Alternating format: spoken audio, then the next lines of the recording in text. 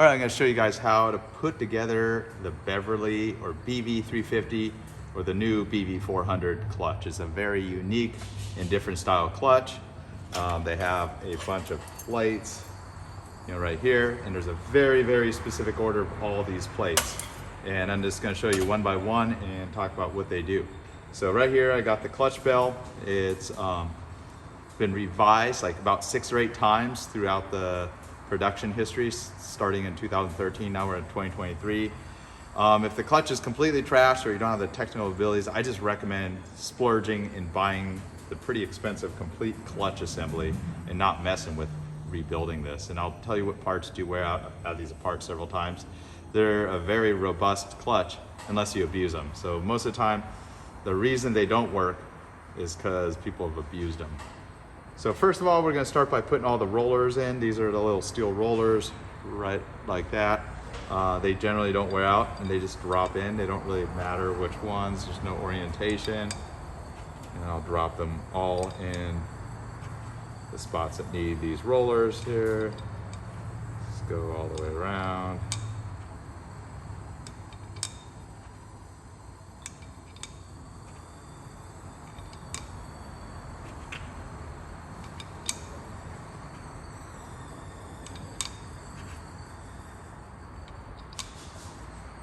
And just install them based on which ones have wear on them.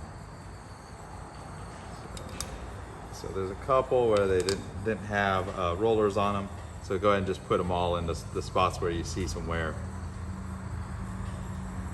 And there's these like the ramp plate. Actually, this has changed quite a bit over all the years of the BV. This is the ramp plate that the rollers ride in. So you can kind of see two here, then a set like that. So next, you're gonna drop one of these big steel plates. It's got these little teeth on it.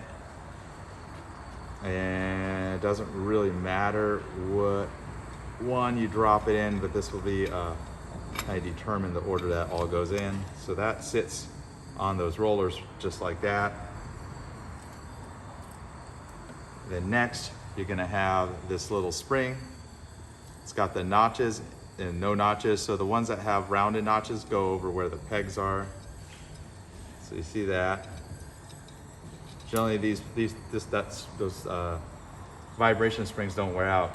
This is a brand new clutch, so it's not the best example showing worn parts, but these springs, every time you rebuild the clutch, I'd recommend replacing these springs.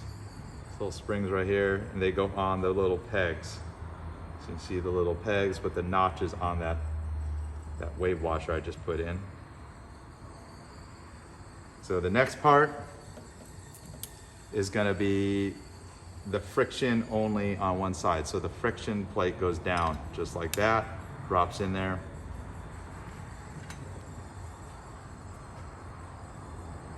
And then we'll go ahead and drop this in too. Actually, I kind of messed up the order of this. I'm sorry. I'm not gonna reshoot this video. This is a pretty highly technical video for people that, so we'll drop that in and then we could teeth these right onto that inner thing of these. If this thing's worn out, I just recommend replacing the whole clutch. Next, we're gonna put one of these wave. This is a friction on both sides. So if it's new, it's gonna be identical both sides. I'm putting them in the same order I took it apart. And the little notches drop where the springs are. So keep that in mind. The springs, if they roll off, you may need to wiggle them around. So kind of just wiggle everything around, make sure everything drops in place. And then next is a steel plate. So it's steel on both sides. Doesn't matter, just drops on there.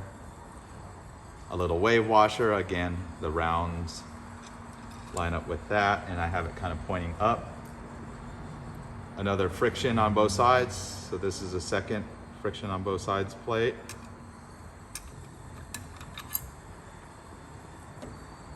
Another steel plate. Another spring, kind of, I think these are anti-vibration washers if I recall, that's what they really do. Friction on both sides again. So this is our third and last friction plate. Another spring. And now you have the unique friction only on one side, not the double side one that splines onto the inner. So that's your second version of that. And this is the last top plate. So it's the same as what we put on kind of in the beginning there, very similar. This is a Bellevue spring, and it's got a dome that points up. And then last would be this piece here, so that the spring is kind of pointed down towards the center. And this is where it can get tricky. It is possible to put this together without the factory tool. This is the factory tool to assemble it. And you essentially, let's see if I could do it without the factory tool. But this is all under tension. You could start to push it down, but I'll just show you how the factory tool works. I know you're not gonna have it, but if you're savvy, you could use several sets of channel locks or pliers that kind of put this all together. So this essentially has these threaded rods that go all the way around. Make sure it doesn't all fall apart on you. Put it back in the vise. I have a soft jaw vise here that makes the job a lot easier. And then we're going to thread these things. Of course, you could fabricate something like this. This tool is available for non-franchise dealers to purchase as a spare part.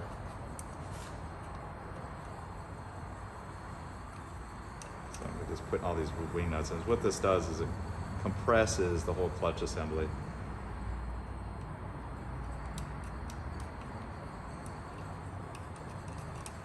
Put this all together here.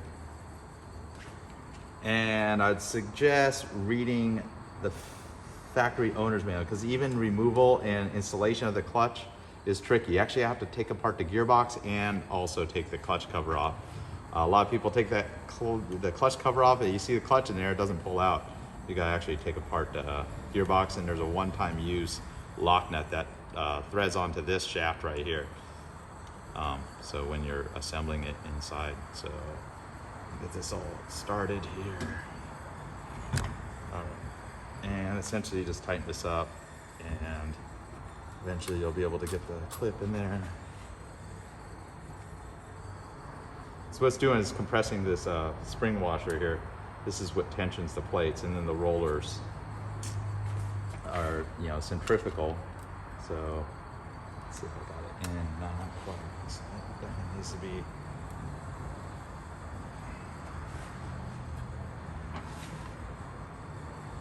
Just to show you, tighten all these as tight as they go. Pretty much just wing nuts here. And so here we go. Now we can get this clip in. And you want the gap to be right where one of these things. Be careful, all this stuff's really sharp. These edges of these stamped piece of metal, especially a spring clip. I find these are really, really robust. These spring clips, they don't really necessarily need to be replaced, but sometimes if you feel comfortable, if it gets a little distorted, it's something you probably do want to replace. All right, let's see.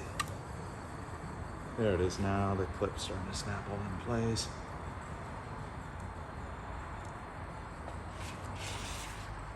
So kind of, to me, whenever I take these things apart, it's like kind of like taking apart an automatic transmission of a car. They have similar setups with all sorts of different shims and plates. And trying to get this in, I don't have all the right tools on me to get this installed here. And if it just doesn't compress enough, then something's probably bound up in the clutch. So keep that in mind. There we go. Now it's starting to compress.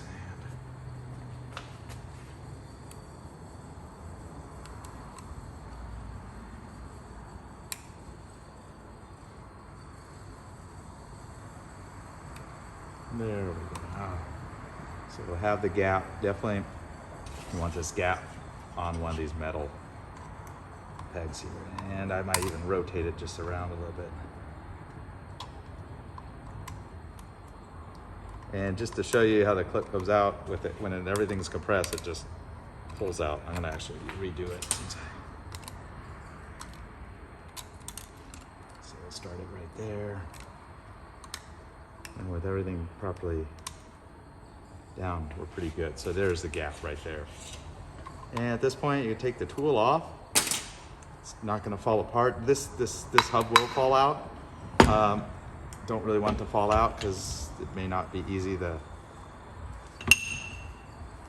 get it all back aligned.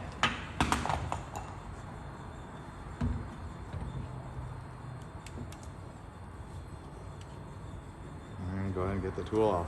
Well, thanks for watching this. I hope this helps you out, because I can certainly say the parts diagram and this service manual gives you very little insight on how to properly assemble this part, take it back apart.